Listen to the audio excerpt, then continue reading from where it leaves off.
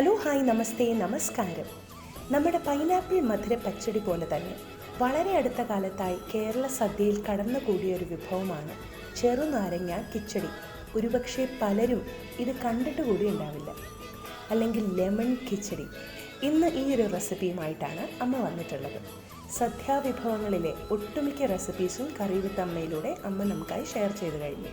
സദ്യാവിഭവങ്ങളുടെ ഒരു പ്ലേലിസ്റ്റ് തന്നെ നമ്മുടെ യൂട്യൂബ് ചാനലിൽ ഇപ്പോൾ റെഡിയാണ്.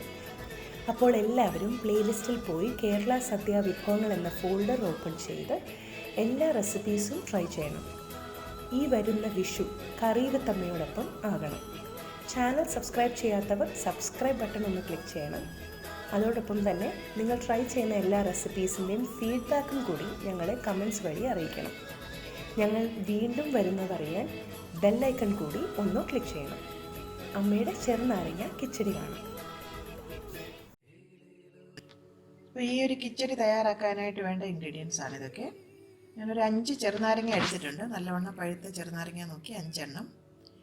വെളിച്ചെണ്ണ ഒരു 2-3 ടേബിൾ സ്പൂൺ ആവശ്യമുണ്ട്.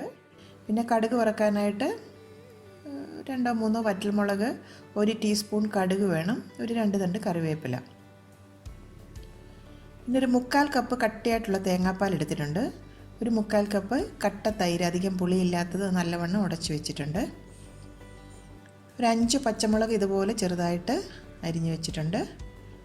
ഒരു 1/4 ടീസ്പൂൺ പഞ്ചസാര, ഒരു മീഡിയം പീസ് ഇഞ്ചി ഇതുപോലെ ചെറുതായിട്ട് ചോപ്പ് ചെയ്ത് വെച്ചിട്ടുണ്ട്.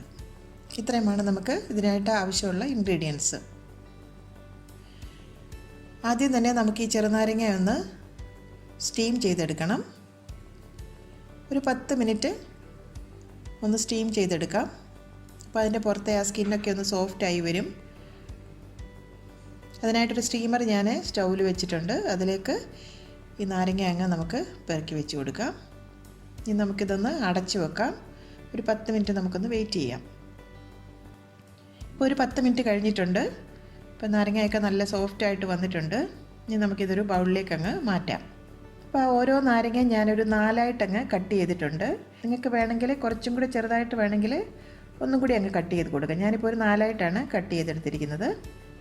അതിലേക്ക് ഒരു ടേബിൾ സ്പൂൺ ഉപ്പും കൂടെ ഞാനങ്ങ് ചേർത്ത് കൊടുക്കുകയാണ്. ഒരു സ്പൂൺ കൊണ്ട് നല്ലതായിട്ടങ്ങ് മിക്സ് ചെയ്യണം. ആ നാരങ്ങയുടെ കഷ്ണങ്ങളിലേക്കൊക്കെ ഉപ്പ് നല്ലവണ്ണം ഒന്ന് പിടിച്ച് വരുന്നത് പോലെ ഒന്ന് ഇളക്കി കൊടുക്കുക. ഇതൊരു അടപ്പ് കൊണ്ടങ്ങ് അടച്ചിട്ട് ഒരു ഓവർനൈറ്റ് ഞാനിതൊന്ന് റെസ്റ്റ് ചെയ്യാൻ വെക്കുകയാണ്. ഇനി നാളെ ഞാനിത് കിച്ചടി തയ്യാറാക്കുന്നുള്ളൂ. ഇങ്ങനെ ഉപ്പ് പുരട്ടി വെക്കുമ്പോൾ ആ നാരങ്ങയുടെ കയ്പൊന്നും ഒട്ടും തന്നെ കിച്ചടിക്ക് ഉണ്ടാവില്ല. ഇനി നിങ്ങൾക്ക് ഓവർനൈറ്റ് വെക്കാൻ പറ്റിയില്ലെങ്കിൽ ഒരു 4-5 മണിക്കൂറെങ്കിലും ഇതുപോലെ ഉപ്പ് പുരട്ടി നിങ്ങളൊന്ന് റെസ്റ്റ് ചെയ്യാനായിട്ട് വെക്കണം കേട്ടോ. ഇതിപ്പോൾ ഇന്നലെ ഞാൻ ഉപ്പ് പുരട്ടി വെച്ചിരുന്നതാണ്. അപ്പോൾ ആ നാരങ്ങയിലേക്കൊക്കെ ഉപ്പ് നല്ലവണ്ണം പിടിച്ചു വന്നിട്ടുണ്ട്. അതിലേക്ക് നമ്മൾ എടുത്ത് വെച്ചിരുന്ന ആ തൈര് അങ്ങ് ചേർത്ത് കൊടുക്കാം. തൈരിൻ്റെ കട്ടയൊക്കെ നല്ലവണ്ണം ഉടച്ചിട്ട് വേണം കേട്ടോ അതങ്ങ് ചേർത്ത് കൊടുക്കാം. അതിലേക്ക് 1/4 ടീസ്പൂൺ പഞ്ചസാരയും കൂടെ നമുക്ക് ചേർത്ത് കൊടുക്കാം. ആ പുളിയൊക്കെ ഒന്ന് ബാലൻസ് ചെയ്ത് വരണമല്ലോ, അതിന് വേണ്ടിയിട്ടാണ് നമ്മൾ ഈ പഞ്ചസാര ചേർത്ത് കൊടുക്കുന്നത്. ഇനി ആ തേങ്ങാപ്പാൽ അതിലേക്ക് അങ്ങ് ചേർത്ത് കൊടുക്കാം. ഒരു സ്പൂൺ കൊണ്ട് വീണ്ടും നന്നായിട്ടങ്ങ് മിക്സാക്കി എടുക്കാം. ഇപ്പം നന്നായിട്ടങ്ങ് മിക്സ് ആയിട്ടുണ്ട്. ഉപ്പൊക്കെ ഒന്ന് ചെക്ക് ചെയ്ത് നോക്കാം നമുക്ക് ഈ സമയത്ത്. നാരങ്ങയിൽ കുറച്ച് ഉപ്പ് പുരട്ടിയിട്ടാണ് നമ്മളിത് റെസ്റ്റ് ചെയ്യാൻ വെച്ചിരുന്നത്. അപ്പോൾ ആ പുളിയൊക്കെ ഇറങ്ങി വന്നപ്പോൾ ആ ഉപ്പ് കുറച്ചും കൂടെ കുറഞ്ഞിട്ടുണ്ട്. കുറച്ച് ഉപ്പിൻ്റെയും കൂടി ആവശ്യമുണ്ട്. കുറച്ച് ഉപ്പും കൂടെ ചേർത്ത് കൊടുക്കാം. വീണ്ടും ആ സ്പൂൺ കൊണ്ട് നന്നായിട്ടങ്ങ് മിക്സാക്കി കൊടുക്കുക. ഇനി ഞാനൊരു പാൻ സ്റ്റൗവിൽ വെച്ചു.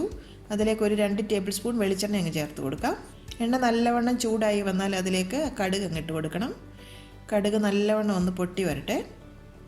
പൊട്ടി വന്നാൽ അതിലേക്ക് ആ ഇഞ്ചി അരിഞ്ഞ് വെച്ചിരിക്കുന്നത് അങ്ങ് ചേർത്ത് കൊടുക്കാം. ഇനി നമുക്ക് ആ പച്ചമുളക് അരിഞ്ഞ് വെച്ചിരിക്കുന്നതുകൊണ്ട് അതിലേക്ക് അങ്ങ് ചേർത്ത് കൊടുക്കാം. ഇനി നന്നായിട്ടൊന്ന് പച്ചമുളകും ഇഞ്ചിയൊക്കെ ഒന്ന് വഴറ്റി കൊടുക്കണം. ഒന്ന് മൂത്ത് വരണം. ഇപ്പം നന്നായിട്ട് മൂത്ത് വന്നിട്ടുണ്ട്. ഇനി അതിലേക്ക് നമുക്ക് ആ വറ്റൽമുളക് കൂടി അങ്ങ് ചേർത്ത് കൊടുക്കാം. ഇനി ആ കറിവേപ്പിലയും കൂടി അതിലേക്ക് അങ്ങ് ചേർത്ത് കൊടുക്കാം. ഇനി നമുക്ക് ഫ്ലെയിം അങ്ങ് ഓഫ് ചെയ്യാം. ഇത് ചൂടോടുകൂടി നമുക്ക് കിച്ചടിയുടെ പുറത്തേക്ക് അങ്ങ് ഒഴിച്ചു കൊടുക്കാം. ഇപ്പം നമ്മുടെ ചെറുനാരങ്ങ കിച്ചടി അല്ലെങ്കിൽ ലെമൺ കിച്ചടി തയ്യാറായിട്ടുണ്ട്. വളരെ സ്വാദിഷ്ടമാണ്. ഇത് പണ്ടെങ്ങും സദ്യയിലുണ്ടായിരുന്ന ഒരു കറിയല്ല. ഈ ഒരു ചെറുനാരങ്ങ കിച്ചടി എന്ന് പറഞ്ഞാൽ ഈ അടുത്ത കാലത്തായിട്ട് നമ്മുടെ കേരള സദ്യയിൽ വന്നുകൂടിയ ഒരു അതിഥിയാണ്. പണ്ട് ട്രഡീഷണലായിട്ടുണ്ടായിരുന്ന ഒരു കറിയല്ലിത്. പക്ഷേ നിങ്ങളെല്ലാവരും ഇത് തീർച്ചയായിട്ടും വീട്ടിലിത് ട്രൈ ചെയ്ത് നോക്കണം. ഇവിടെയൊക്കെ അഭിപ്രായങ്ങൾ ഞങ്ങളെ അറിയിക്കണം കമൻറ്റ് സെക്ഷനിൽ കൂടെ. ഞങ്ങളുടെ റെസിപ്പീസ് എല്ലാം നിങ്ങൾ ട്രൈ ചെയ്ത് നോക്കണം. ഞങ്ങളിടുന്ന റെസിപ്പിയുടെയൊക്കെ കമൻസും ഫീഡ്ബാക്കും ഒക്കെ നിങ്ങൾ തയ്യാറാക്കിയതിന് ശേഷം ഞങ്ങളെ അറിയിക്കുമ്പോൾ ഞങ്ങൾക്കുണ്ടാകുന്ന സന്തോഷം എന്ന് പറയുന്നത് വളരെ വലുതാണ്. അതെനിക്ക് പറഞ്ഞറിയിക്കാൻ പറ്റില്ല. അപ്പം തീർച്ചയായിട്ടും നിങ്ങളുടെ ഫീഡ്ബാക്ക് ഞങ്ങളെ അറിയിക്കണം. എല്ലാ റെസിപ്പീസും നിങ്ങൾ ട്രൈ ചെയ്ത് നോക്കിയതിന് ശേഷം നിങ്ങളുടെ അഭിപ്രായങ്ങൾ ഞങ്ങളെ അറിയിക്കണം.